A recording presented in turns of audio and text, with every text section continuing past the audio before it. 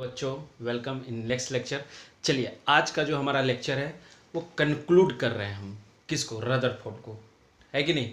बहुत सारी चीज़ें उसके अंदर हम लोगों ने देख ली, कितना क्वेश्चन बन सकता है उसके अंदर, ये हमने प्रोबेबिलिटी पूरा सीख लिया है। ठीक है, अभी भी बाकी है। तो आज हम लोग रिजल्ट देखते हैं कि रदरफोर्ड के रिजल्ट को कैसे कंक्लूड किया गया, क्या क्या चीज़ें वहाँ से निकल के आई। ठीक है, ऑब्जर्वेशन देख लिया हमने, कंक्लूजन देख लिया, कंक्लूजन से बहुत सारी चीज़ें निकल के आई। अब बात कर रहा हूँ मैं रदरफोर्ड के रिजल्ट्स की। ठीक है, तो चलिए पहला पॉइंट इसके अंदर, first point, an atom an atom an atom consist of an atom consist of a heavy, क्या बेटा, हैवी पॉजिटिवली चार्ज्ड क्या, nucleus where all the protons and क्या, न्यूट्रॉन्स आर प्रेजेंट, है कि नहीं। सेकेंड पॉइंट इसके अंदर, सब पॉइंट याद रखना है। प्रोटॉन्स एंड न्यूट्रॉन्स आर क्या बेटा, कलेक्टिवली नोन एज, ध्यान रखना है, ये सब बातें ध्यान रखना है, नोन एज न्यूक्लियॉन्स बोला गया था रदरफोर्ड के द्वारा। एंड ऑलमोस्ट ध्यान रखना है, होल ऑफ द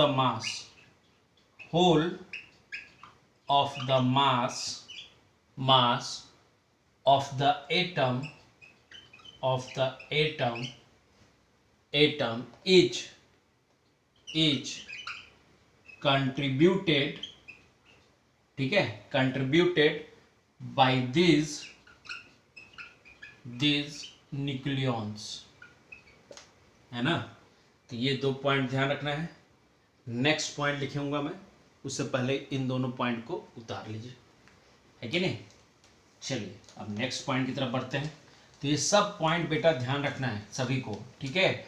नहीं ध्यान रखोगे तो दिक्कत होगा, क्योंकि क्वेश्चंस आते हैं यहाँ से, है कि नहीं।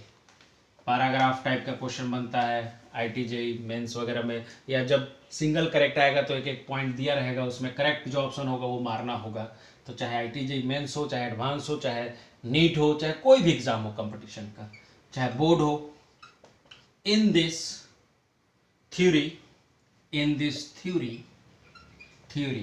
there are two parts, क्या, two parts। कौन कौन, एटम से दो पार्ट निकाला गया अकॉर्डिंग टू दिस थ्योरी। एक था मेरा न्यूक्लियर पार्ट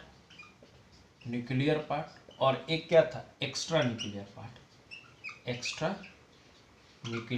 क्या पार्ट। ध्यान देना है सभी को यहाँ पे, ठीक है। अब देखो यहाँ पे बेटा, यहाँ पे देखना है, यहाँ पे एक तो मेरा न्यूक्लियस है, तो वो तो हमारा हो गया क्या, न्यूक्लियर पार्ट।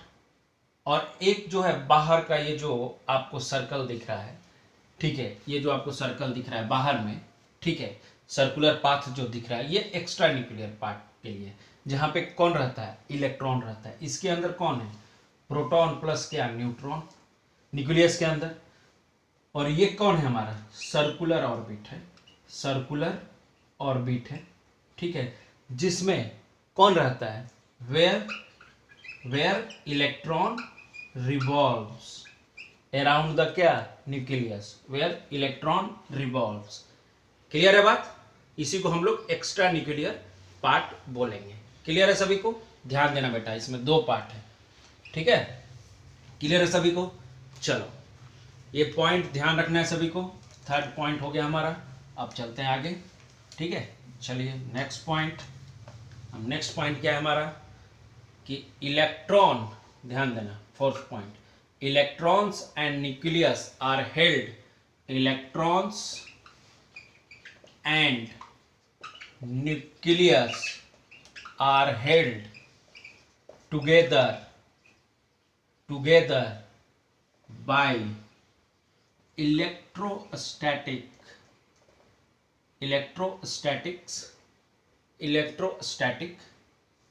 static, ठीक है, फोर्स ऑफ क्या, अट्रैक्शन, ठीक है। Electrons and nucleus are held together by electrostatic force of क्या बेटा, attraction. Next point, the volume, ये पहले हटा लेता हूं, ठीक है, क्योंकि उसमें समझाना भी है उस पॉइंट में, ठीक है। चलिए, ये पॉइंट बहुत इंपॉर्टेंट है जो अभी लिख रहा हूँ, 5th पॉइंट, तो इसको ध्यान देना, क्वेश्चन पॉइंट ऑफ व्यू से भी इंपॉर्टेंट है, इसलिए सब स्टार मार्कर लगा दिया, ठीक है। द वॉल्यूम, ध्यान रखना है, the volume of the nucleus of the क्या बेटा, न्यूक्लियस इज क्या, very small and is only a minute fraction of the क्या बेटा, टोटल वॉल्यूम, ध्यान देना सभी को, टोटल वॉल्यूम ऑफ द क्या, atom, total volume of the क्या बेटा, एटम। यहां तक क्लियर है सभी को, यहां तक क्लियर है, देख लो, बहुत गर्मी है, ठीक है। वॉल्यूम ऑफ द क्या, एटम, ठीक है। The volume of the nucleus is very small and is only, अच्छा ओनली अ माइन्यूट फ्रैक्शन, बोलो इसको, मिनट नहीं, ये माइन्यूट है, ठीक है, sorry for that, minute fraction of the total volume of the क्या, एटम, है ना, मिनट नहीं, माइन्यूट फ्रैक्शन, है कि नहीं। चलो, वही सोचो कि यहाँ पे मिनट का क्या कोई रोल नहीं, ठीक है। चलो, nucleus has a distance, nucleus इसमें समझना है, न्यूक्लियस ध्यान देना है इसमें, न्यूक्लियस हैज अ चलो उसको बाद में पढ़ेंगे, हैज अ डायमीटर से रिलेट करते हैं, डिस्टेंस क्या बोलूँ यहाँ पे, डायमीटर ले लेते हैं। Nucleus has a diameter of the order क्या, ऑर्डर 10 टू पावर क्या, -12 टू 10 टू पावर क्या, -13, है कि नहीं, क्लियर है बात, सेंटीमीटर। एंड ध्यान देना है, एंड एटम हैज, देखो एटम तो बड़ा ही होगा, atom has a diameter of the order क्या, 10 टू पावर -8 सेंटीमीटर, ध्यान दो। तो अगर मैं यहाँ पे कंपेरिजन करूं, रेशियो लूं कि डायमीटर ऑफ क्या, एटम अपॉन डायमीटर ऑफ क्या, न्यूक्लियस, तो तुम्हें एटम का डायमीटर ज्यादा नजर आएगा। अगर मैं कंपेरिजन कर दूं तो ये क्या है, डायमीटर ऑफ एटम अपॉन क्या बेटा, डायमीटर ऑफ क्या है, न्यूक्लियस, तो वैल्यू रख दो, मैक्सिमम कितना है इसका तो 10 टू पावर -8 है, इसका मैक्सिमम 10 टू पावर -3 है, तो कितना आ जाएगा, 10 टू पावर 5। देखो सॉल्व करोगे तो इसका मतलब हुआ कि diameter of atom equal to 10 to power 5 into diameter of क्या, न्यूक्लियस। कहने का मतलब क्या है कि डायमीटर ऑफ एटम जो है वो 10 टू पावर 5 टाइम्स ज्यादा है डायमीटर ऑफ क्या, न्यूक्लियस। इसका मतलब है कि डायमीटर ऑफ क्या, एटम इज ग्रेटर देन क्या बेटा, डायमीटर ऑफ क्या बेटा, न्यूक्लियस। क्लियर है यहाँ तक बात सभी को, विजिबल है, एक बार देख लूँ। हाँ, यहाँ पे मैंने न्यूक्लियस लिखा है बेटा, थोड़ा सा इसको हटा के, कुछ लोगों को दिक्कत हो जाएगा कि सर ने क्या लिख दिया, हाथ तेजी में चलता है तो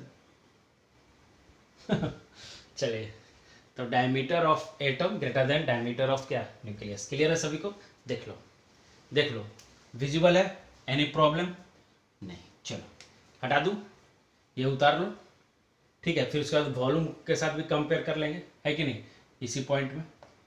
चलो ये हटाओ, ये तो डायमीटर का हो गया। अब देखो सब हटाता हूँ, ठीक है। अब यहीं पे डायमीटर का जैसे ही कंपेरिजन हुआ तो अब मैं किसका कंपेरिजन कर लूँ यहीं पे, किसका, वॉल्यूम का। तो लिखूंगा वॉल्यूम ऑफ, यहीं पे लिखना है इसी पॉइंट में, ये कंपेरिजन हो रहा है, ठीक है। तो volume of the atom, volume of the क्या, एटम अपॉन क्या, वॉल्यूम ऑफ द क्या,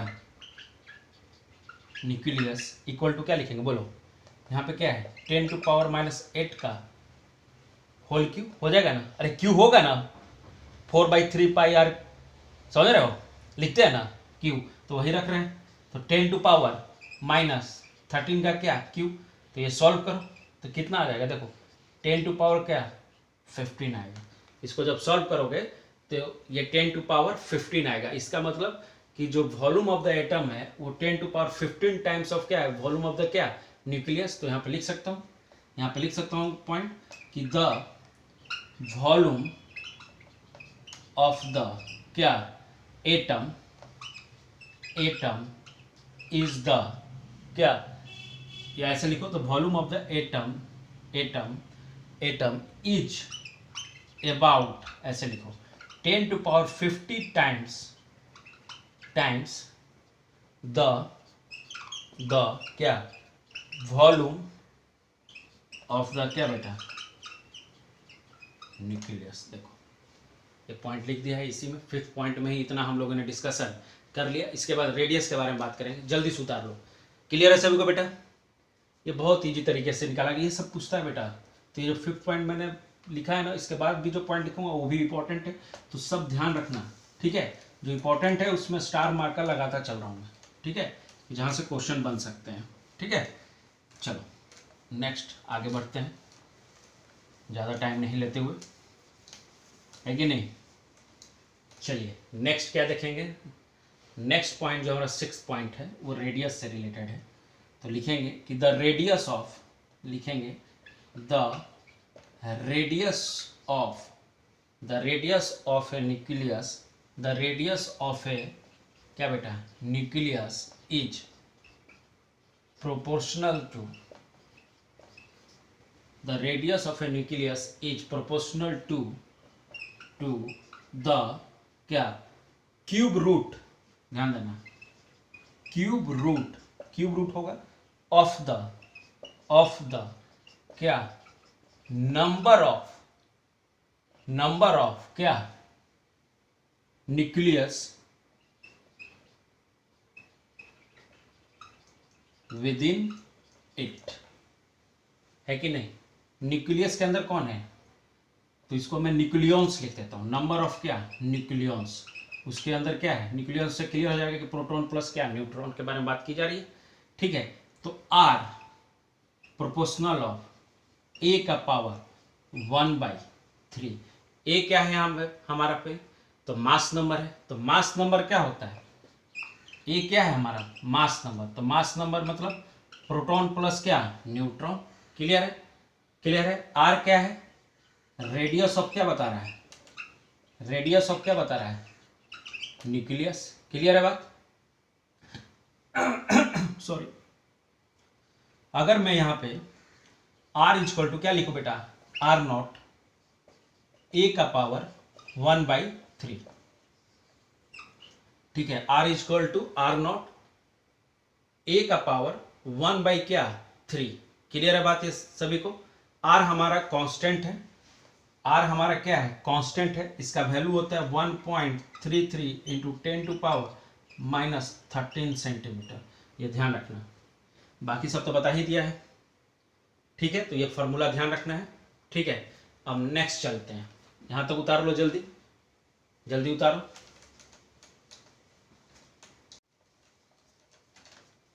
ठीक है, तो अब जरा एक छोटा सा क्वेश्चन तो बनता है कि नहीं, इस कंसेप्ट पे एक छोटा सा क्वेश्चन बनता है।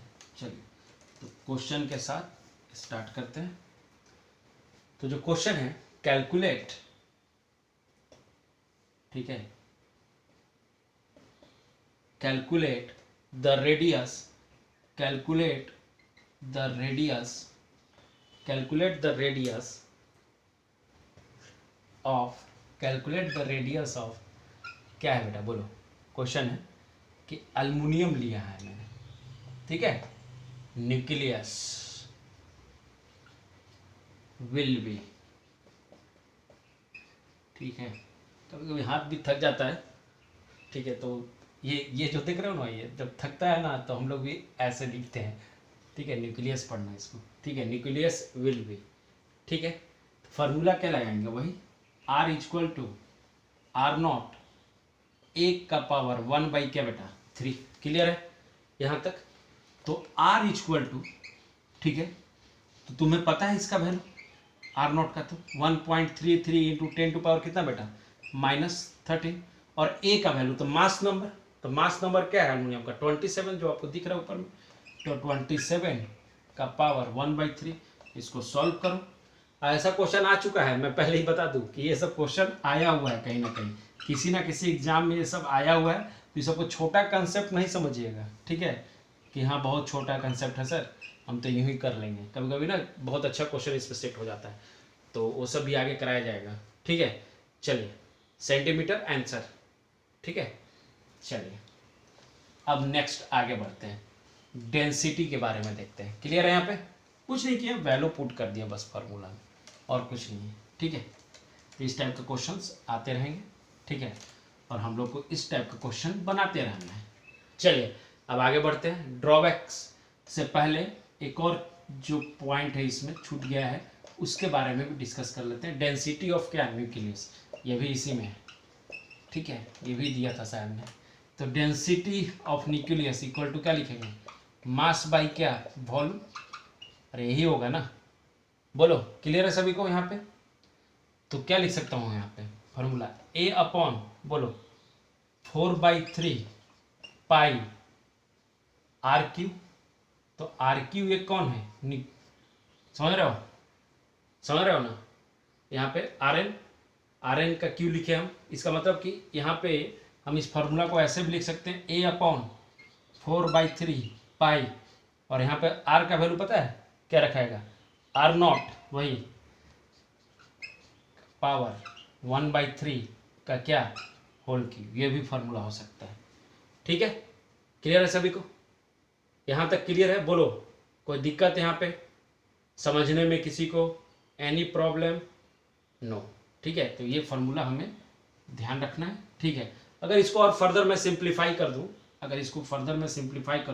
तो तुम इसको ऐसे भी लिख सकते हो 1.66 इंटू 10 टू पावर -24 अपॉन 4/3, ठीक है, ध्यान देना 4/3 पाई आर नॉट क्यू, ये भी लिख सकते हो। इस फार्मूला को सिंप्लीफाई करके ये भी लिखा जा सकता है, इस फॉर्म को कैसे सिंप्लीफाई किया है, तो कुछ नहीं, ए के जगह क्या रखा मैंने, मास 1 mu, ए mu मतलब एटॉमिक मास रखा है मैंने, ठीक है, मास का वैल्यू रख दिया है upon 4/3 pi R naught cube, ठीक है, बाकी ए तो कैंसिल हो गया ऊपर, ठीक है, तो ये ध्यान रखना है, और नहीं तो फर्दर अगर इसको ज़्यादा तुम सिंप्लीफाई नहीं करना चाहते हो उस तरीके से, तो ये भी लिख सकते हो 1/4/3 पाई, ध्यान रखना आर नॉट का क्यू, ये भी लिख सकते हो, तो जो तुम्हें मन करे वो लिख सकते हो, ये न्यूमेरिक फॉर्म हो गया, ठीक है, जब हम इसका वैल्यू रख दे रहे हैं ए का, ठीक है, अगर नहीं रखना चाह रहे हो तो तुम वैसे भी लिख सकते हो काट उठ के, ठीक है, वो तुम्हारी इच्छा है, ठीक है, क्लियर है बात यहाँ तक, ठीक है, बोलो यहाँ तक क्लियर है, देख लो सभी लोग, कोई दिक्कत है तो बताने का, ठीक है, चलो ठीक है, चलो ओके, हटाओ, ध्यान रखना, ठीक है, मेनली तुम्हें ये फार्मूला याद रखना है, ठीक है, ये फार्मूला याद रखना, यहाँ पे ए एम स्मॉल एम क्या बता रहा है, एम यू को रिप्रेजेंट कर रहे हैं, ठीक है, ये ध्यान रखना, ठीक है, क्लियर है बात, वही वैल्यू रखा है, ठीक है, मास का वैल्यू रख दिया है 1.66 इंटू 10 टू पावर -24, ठीक है, एक एम यू का जो वैल्यू होता है, ठीक है, चलिए हटाओ, चलो मेनली तुम ये फार्मूला देखो, ये जो फार्मूला है ये ध्यान रखना, ठीक है, क्वेश्चन आएगा तो उसी पे आएगा, कंपेयर करने के लिए ज़्यादा कुछ पूछता नहीं है, ठीक है, चलो अब आगे बढ़ते हैं, अब जरा ड्रॉबैक्स के बारे में बात कर लेते हैं, ड्रॉबैक्स ऑफ क्या रदरफोर्ड मॉडल। ड्रॉबैक्स ऑफ क्या, रदरफोर्ड मॉडल। ड्रॉबैक्स ऑफ क्या, रदरफोर्ड मॉडल।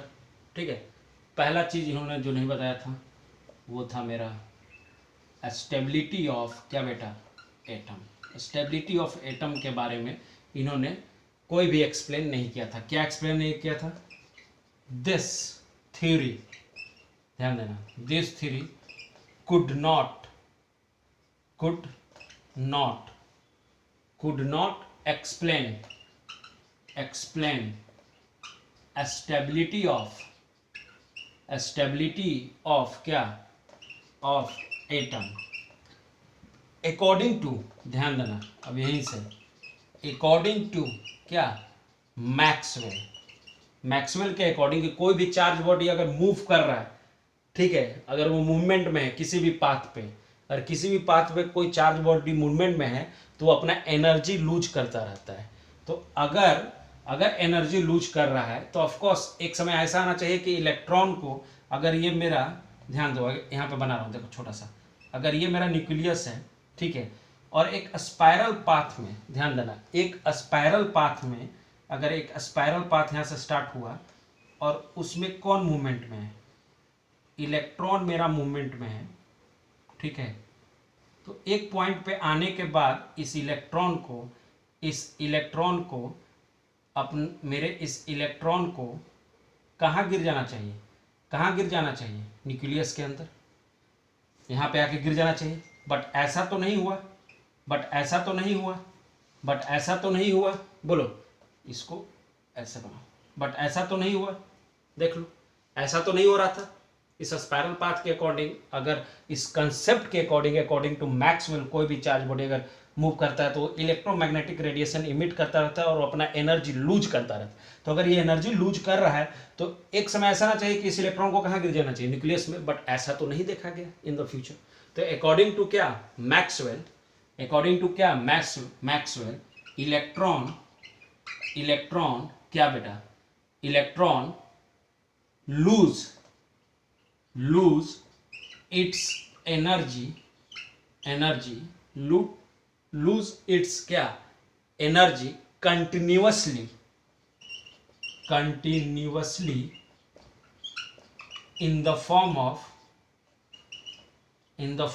क्या, इलेक्ट्रोमैग्नेटिक रेडिएशन।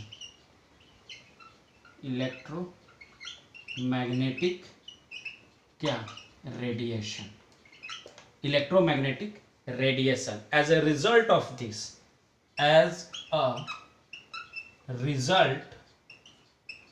this क्या होना चाहिए था, a moving electron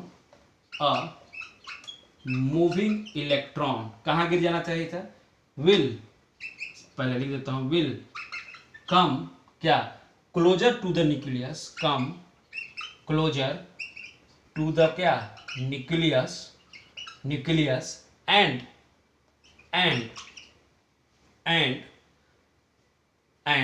passing through क्या, एक स्पाइरल पाथ, passing through क्या, spiral path, it should be कहाँ गिरना चाहिए था, it should be ultimately fall into the क्या, न्यूक्लियस। बट ऐसा तो हुआ नहीं, क्लियर है सभी को यहाँ पर पॉइंट, बट ऐसा तो हुआ नहीं, ध्यान दो। तो ये पहला loophole, major loophole जो था इनका, ठीक है। सेकंड, चलो ये हटा दो, चलो अब सेकंड, क्लियर है बेटा, यहाँ तक क्लियर है सभी को, बोलो यहाँ तक क्लियर है। चलो अगर किसी को कोई भी डाउट हो तो पूछेगा, ठीक है, कमेंट बॉक्स में अपना, या आप मुझे मैसेज भी कर सकते हैं व्हाट्सएप पे, ठीक है, मैं अवेलेबल हूँ आपके लिए, ठीक है। और ये सब तो बेसिक बातें हैं, तो इतना तो आना चाहिए। सेकंड जो इन्होंने नहीं डिफाइन किया था वो था पोजीशन ऑफ क्या, इलेक्ट्रॉन, किसके बारे में नहीं बताया? Position of electron. तो इसमें लिखेंगे the exact position of the electrons from the nucleus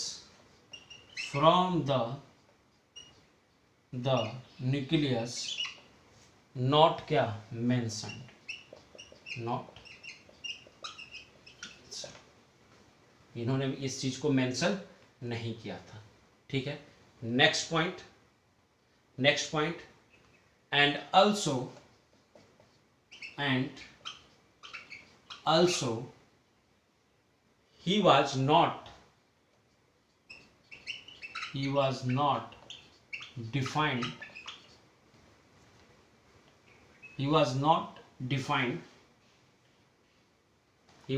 defined क्या? he was not defined, अच्छा इसको did लिख देते हैं, he did not defined, है ना, defined the क्या?